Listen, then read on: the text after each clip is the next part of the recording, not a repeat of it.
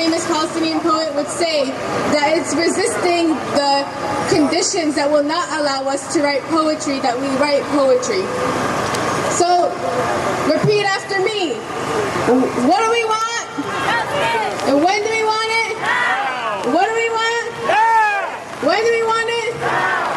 Resistance is justified when people are occupied. Resistance is justified when people are occupied. Resistance is justified when people are occupied. It's alright, y'all, we'll resist the rain tonight.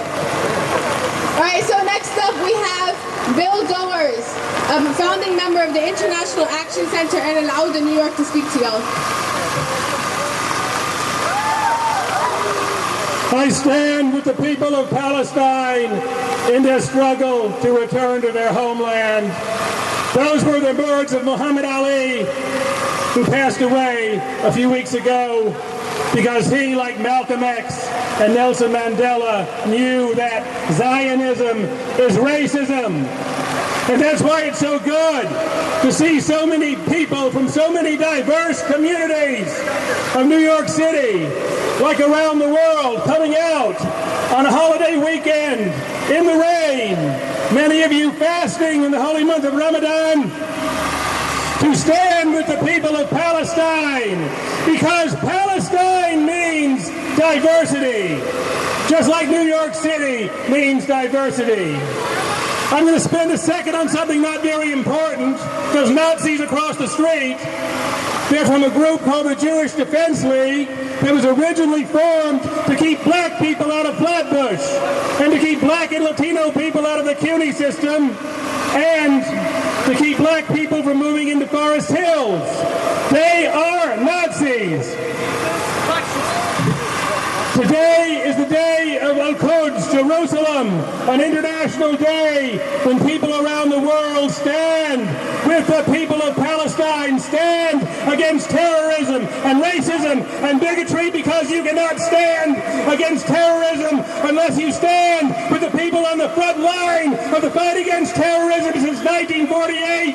The people of Palestine, driven from their land by terror, but who continue to fight for the right of all people, of all religions and faiths, to live in the land of Palestine in peace and harmony.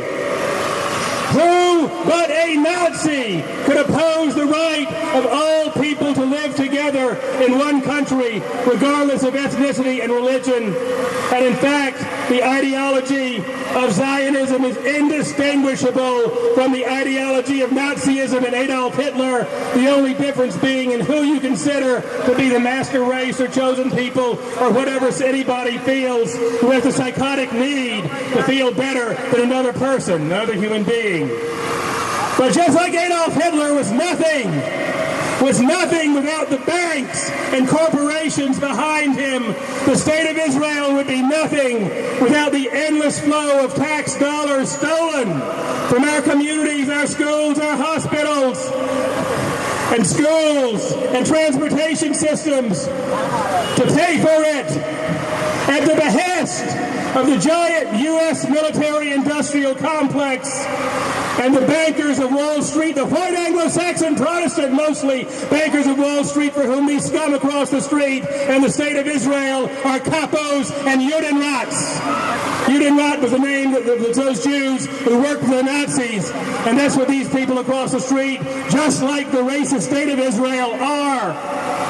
It is no wonder that they support Donald Trump, and it is no wonder that Donald Trump loves the racist Nazi settler state of Israel.